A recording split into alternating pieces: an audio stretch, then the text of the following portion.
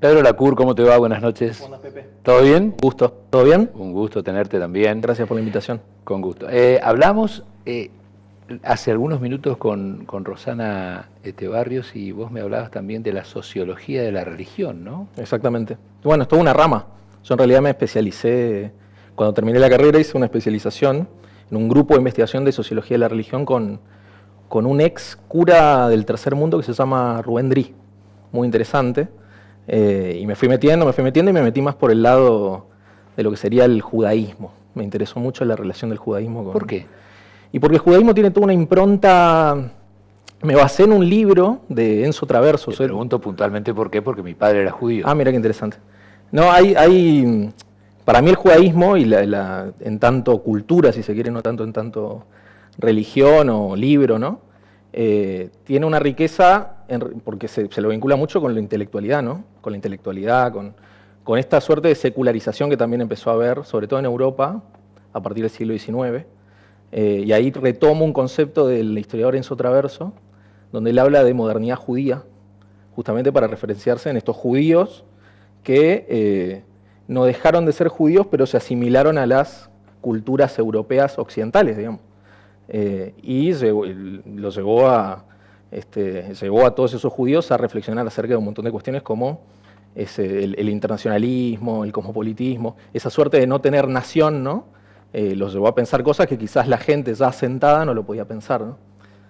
Y eso, dice él, se obtura con el sionismo, ¿no? Que el sionismo viene con el nacionalismo que no tenía demasiado que ver con toda esa cultura más rica, ¿no? En diversidad, ¿no? de ese judío moderno. Otro tema también para charlarlo sí, más largo extensamente.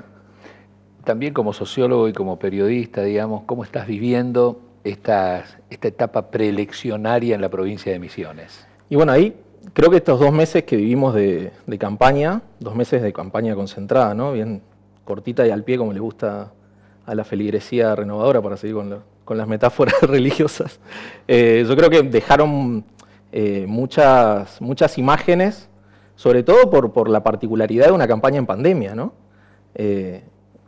Pero yo creo que esa particularidad en realidad tiene que ver con el hecho de que uno vivió una campaña lo más normal posible, ¿no? Pareciera en alguna medida que no había pandemia, si uno se fijaba en, por ejemplo, acá en Posadas, la cantidad también de boletas que se repartían, ¿no? El nivel también de gente junta para poder hacer la campaña.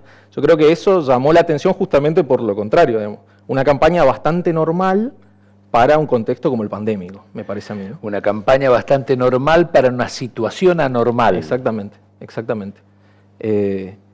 Y bueno, ahí lo que tenemos también es lo que significa el 6 de junio para la renovación, justamente, ¿no? Me parece a mí que ahí lo que va a haber este año, a diferencia quizás de otros años legislativos, donde efectivamente lo que hace el electorado es ir por propuestas que quizás no son las propuestas que elegirían en un primer lugar, ¿no es cierto? No es lo mismo una campaña ejecutiva, una elección ejecutiva que una elección legislativa. Sin duda. Yo creo que acá, lo hablábamos el otro día con algunos colegas, lo que va a haber sí es un plebiscito a la gestión de la pandemia, me parece a mí, ¿no? De parte del gobierno provincial. No va a haber tanto un voto a opciones opositoras que expresen una preferencia secundaria, me parece a mí, ¿no? Eso también es muy particular. Sí. Lo que estoy diciendo, en otras palabras, es que me parece que la renovación va a ser una elección bastante aceptable para lo que son las legislativas. Para lo que son las elecciones de segundo término, sí. Hoy repasaba eso, en el 2017 la renovación sacó 42%. Estamos hablando de 2017, elecciones que no se desdoblaron. Claro. Cercanía de la renovación con el gobierno de Macri. Y Cambiemos fuerte, Cambiemos llegó a ganar, creo que en Posadas ganó, a nivel provincial sacó 32%, 10 puntos menos que la renovación. Pero te da la pauta, ¿no? De cómo era ese escenario. Hoy estamos en otro momento completamente distinto. Que se plebiscita, lo que dijiste recién, la pandemia. Exacto. Sí. Y o la administración de la pandemia. Exactamente. Realidad, ¿no? Sí, la gestión de los paliativos para con la pandemia. Y en eso hay una sensación social de estar de acuerdo con lo que hizo la renovación en este año. Y quizás, ¿no? Por eso, bueno, la renovación siempre le trata de dar su toque de distinción con respecto a estas cuestiones de separarse de los gobiernos nacionales. Pero quizás por eso, con mayor observación en esa cuestión, es que mientras que la Renovación tiene eso, de que puede ser una de las mejores elecciones de de medio término como ocurrieron los últimos años, en el ámbito nacional es otra la mirada de la gente hacia el gobierno. Vos decís la gente hacia el gobierno nacional. Nacional, sí. Ah, sí, estamos hablando de otra cosa. Por eso, las elecciones legislativas son elecciones distritales. Entonces, la discusión se provincializa. ¿Qué pasa? La Renovación lo que hace es provincializarlas aún más.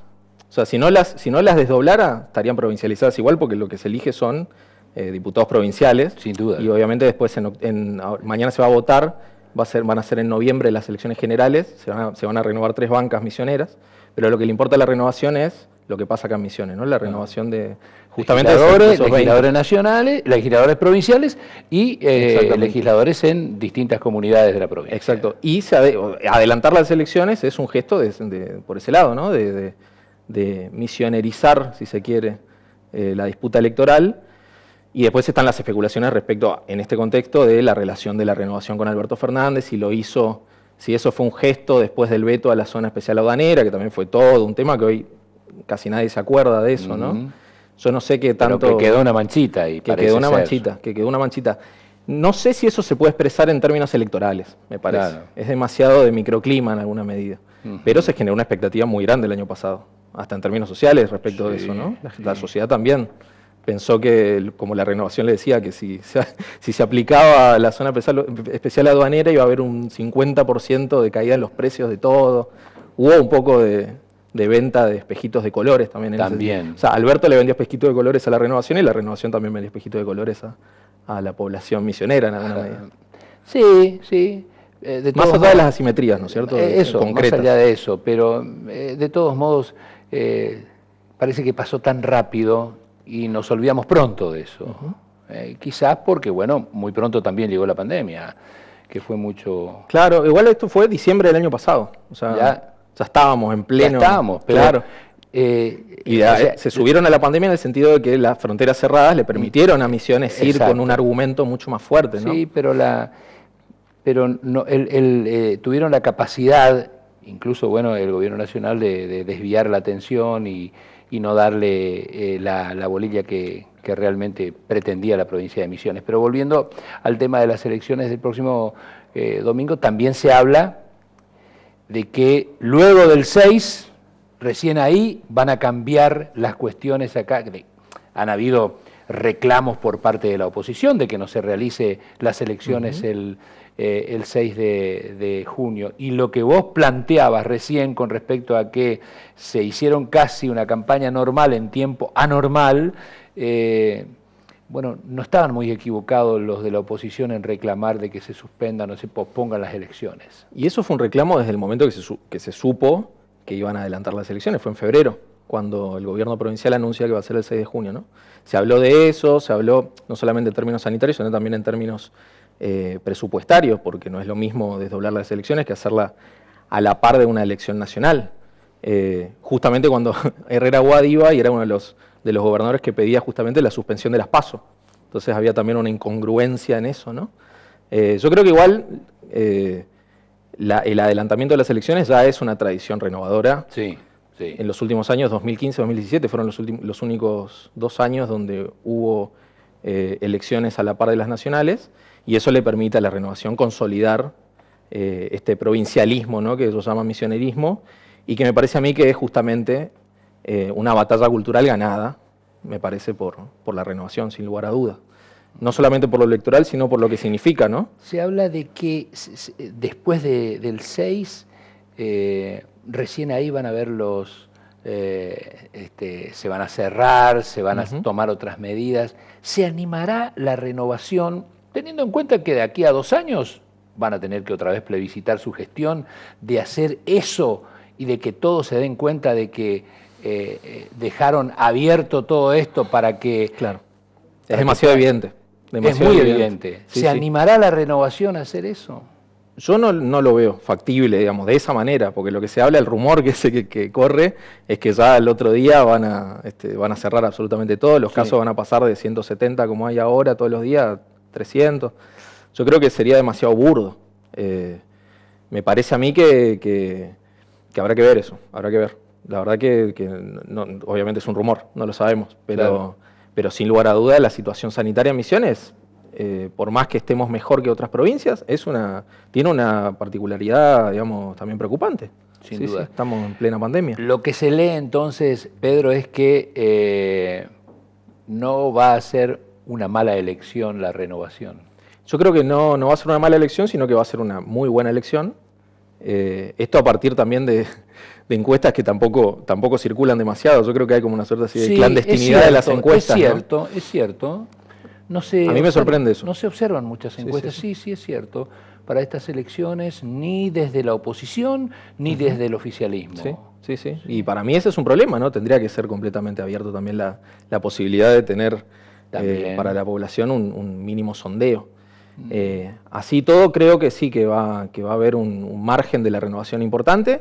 Y en segundo puesto, yo creo que también ya está medio cantada cuál va a ser la situación. Me parece que Juntos por el Cambio va a poder consolidar un segundo puesto, sin lugar a duda, por lo que significa también el radicalismo a nivel provincial, ¿no? Yo creo que ese núcleo radical, que si bien es todo muy dinámico, ¿no? Porque hace 2 años Lalo Estelato ganó en pleno centro posadeño, cosa que uno decía siempre el núcleo duro radical, pero bueno, ganó Estelato. Me parece que está todo muy en veremos, ¿no? Me decías recién, yendo a otro tema, que parece ser que Pichetto lo jubiló a Ramón Puerta hoy en un canal, ¿no? Bueno, hoy estuvo Pichetto a la mañana en un canal posadeño, Canal 4 Posadas, y le preguntaron explícitamente, ¿no? ¿Quién era el candidato? ¿Quién tendría que ser el candidato sobre todo para las elecciones de diputados nacionales, dentro de lo que es activar, que es el espacio, ¿no? del puertismo acá? Sí. Si Ramón o Pedro, ¿no? Y dijo que ya lo de Ramón ya estaba hecho y que tendría que ser Pedro el candidato desde su punto de vista, ¿no? Esa fue la respuesta de Pichetto, que está armando su peronismo republicano, ¿no? Que está armando y que no sabemos bueno, qué es. y que Puerta cuando puede habla de eso también, digamos. También, ¿no? Ramón Puerta, me refiero, habla de eso también, y Pedro en su momento también, digamos, y eso que Pichetto es amigo de Puerta. Sí, muy amigo, muy amigo. Sí. Capaz que fue con el aval de él, no sabemos. Puede ser. Hoy es el Día del Sociólogo. Hoy es el Día del Sociólogo, sí. Hoy es el 1 de junio. Por la fundación de la primera cátedra de Sociología en la Universidad de Buenos Aires, por un tal Antonio de Lepiane, 1899. No sé en qué carrera fue, pero era una cátedra de Sociología que la abrieron, primera. ¿Cómo lo festejaron? No, todavía no lo festejé, capaz que ahora esté yendo a festejar. Aparte ahora el día del sociólogo y la semana que viene el Día del Periodista, el lunes. Ahí sí. Se juntan las dos. Capaz que hay que hacer un festejo conjunto. Uno solo. ¿Te quedás por Misiones? Me quedo hasta fin de mes más o menos. Después empiezo a trabajar en La Nación, en el Diario La Nación. Diario La Nación. Buenos Aires. Sí. Empiezo ahí. Vamos a leer algunos artículos tuyos. Así es, sí. Quizá sigo con la línea campo, que fue lo que estuve laburando también en La Nación durante el verano. Así que con algunas coberturas ligadas al agro. Bueno, seguramente por Zoom vamos a poder contactarnos. Seguramente. Gracias por visitarnos como siempre y aceptar nuestra invitación, nuestra requisitoria periodística. Muy amable. Gracias a vos, Pepe. Que andes bien. Muy bien, señores. Intenso nuestro programa de hoy. Esperemos que les haya servido. Siempre digo, esto es lo que hacemos. Y les invitamos a que nos reencontremos el próximo martes acá en Misiones 4, acá en el Foro. Muchas gracias. Buenas noches.